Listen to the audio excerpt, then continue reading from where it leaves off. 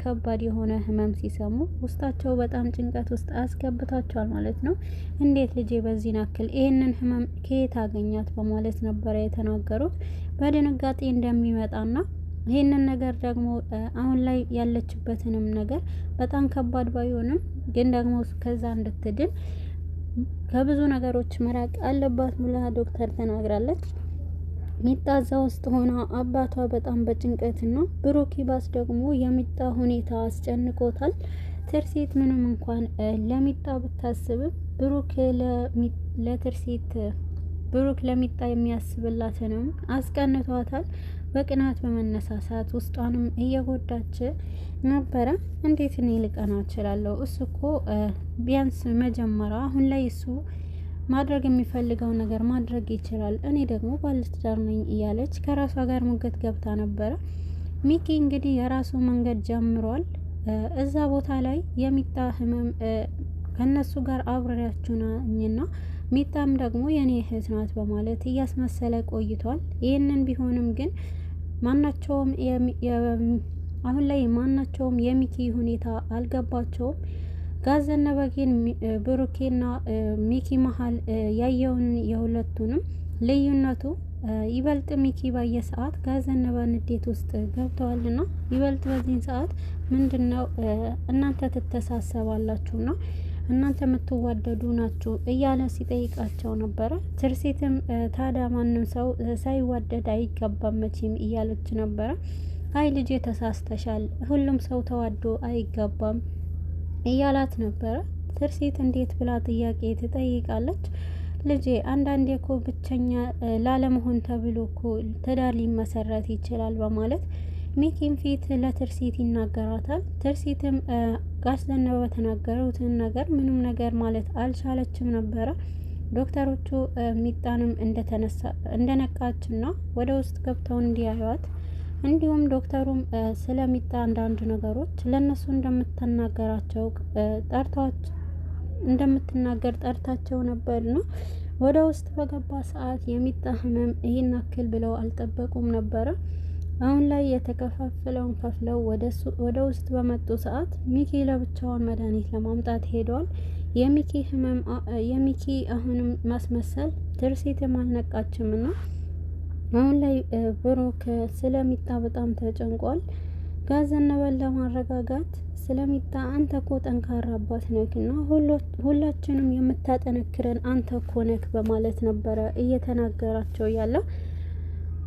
ሚኪ እንግዲህ አሁንም ቢሆን ወደ ቤት ይሄዳሉ ከተባለ በኋላ ይህንን ያለኝ አማራጭ ይሄ ነው እንዴ ብለዋል። ግን ደግሞ ምንም ማድረግ አልችልም፣ የመጨረሻ ያለ ይሄንን ነው በማለት ወደ ቤት እንድትሄድ አድርገዋል። በውስጥ ግን የራሱ መንገድ ጀምሯል ማለት ነው። ሚኪ በራሱ መንገድ የራሱን ፍላጎት ለማሳካት ከተከስተ ጋር ለመገናኘት ወስኗል።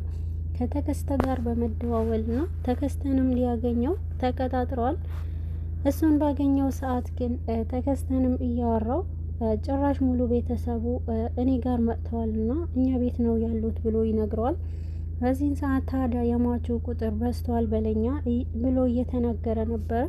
በዚህን ሰዓት አንተ ደግሞ ምን አይነት ሟች ነው የምታወራው? በቃ ሰውን ከመግደል ሌላ ምንም አይነት አላማ የለህም እንዴ እያለ ሚኪም ለተከስተ እያወራው ነበረ።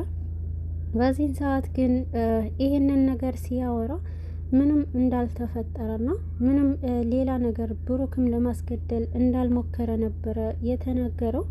በዚህን ሰዓት ግን አሁን ላይ ሌላ ሰው እየፈለኩኝ ነው፣ አሁን ላይ ግዴታ መሞት አለበት ብሩክ፣ አሁን በፍጥነት ብሩክ ማስወገድ አለብን ብሎ ቆርጦ ተነስተዋል ሚኪ።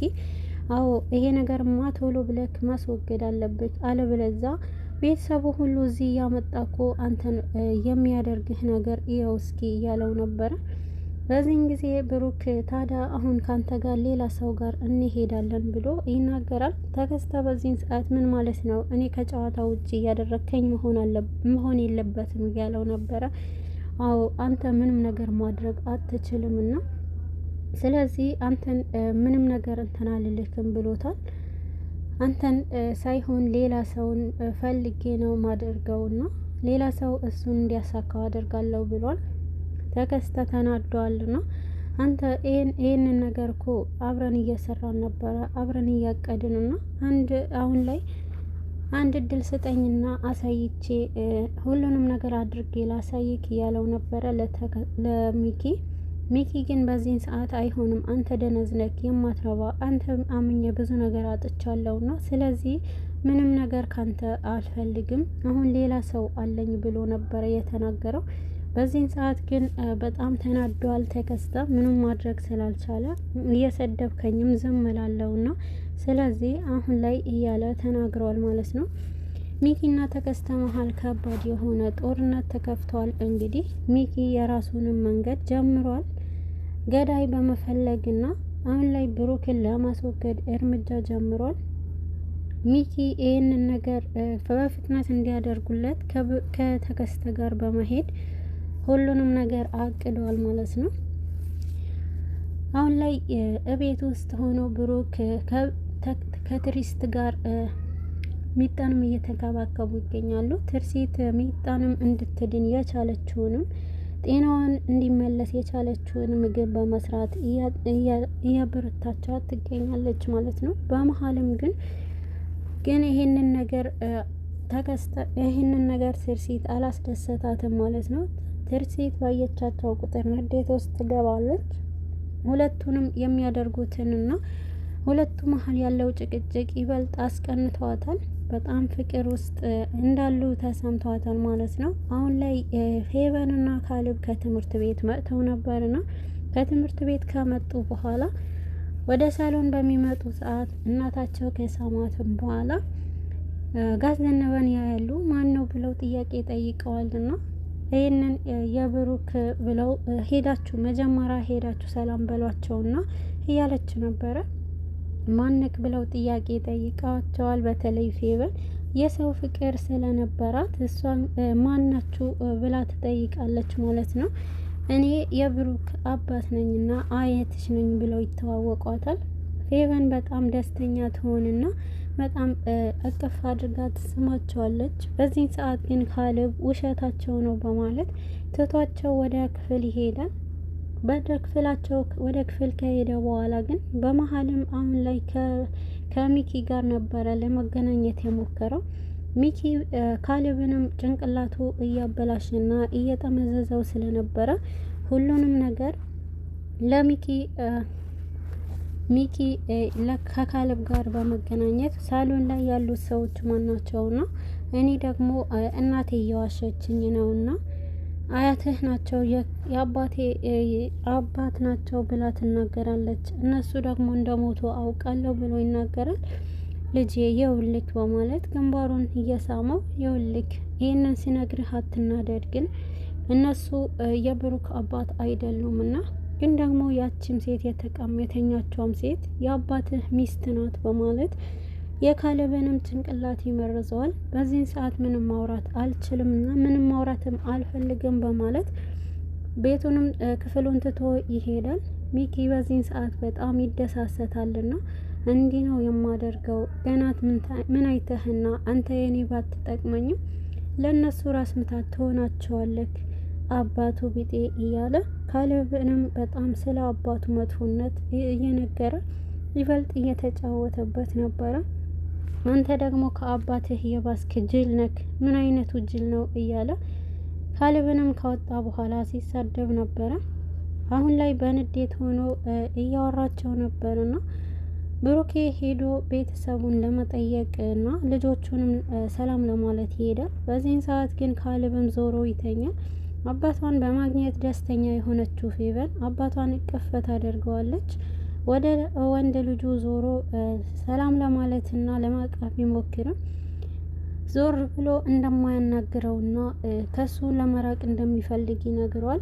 እና ደግሞ ልጄ ምን ሆነህ ነው? ናፍቀኸኛል እኮ ደግሞም እኮ እወድሃለሁ እያለ ይናገራል። በዚህን ሰዓት አንተ አትወደንም፣ ውሸትህን ነው፣ አንተም ማሚ ውሸታሞች ናችሁ እያለ ይናገራል። እንዴት እኔን እንደዚህ ትለኛለህ? በጣም ነው የምወድህ ልጄ፣ በጣም እወዳችኋለሁ ብሎ ይናገራል። በዚህን ሰዓት ግን ፌቨንም አየክ አባታችን አባዬ አባቢ ይኸው በጣም ነው የሚወደን ብላ ትናገራለች። በዚህን ሰዓት ግን አንተ ጅል የማትረባ እሱ እኮ የማትረቢ እያጃጀለሽ እኮ ነው ብሎ ይናገራታል። ልጄ የእውነቴን ነው ምልክ በጣም እወዳችኋለሁ፣ ግን አንተ እንደዚህ አትሆን ብሎ ይናገራል።